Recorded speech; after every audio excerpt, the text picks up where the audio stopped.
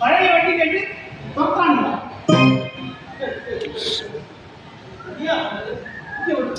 ஆரமாட்டேதுமா ஒரு வாரம் போட்டு சொல்லு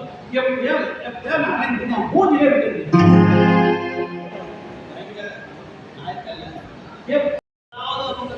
போட்டு கொடுத்தேன்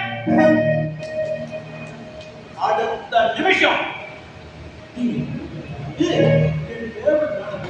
தந்த மோதலத்தை திருடிட்டேன்னு நாட்டோட வாசல் போட்டுறேன். அதை பார்த்துட்டு இத்தனை நாளா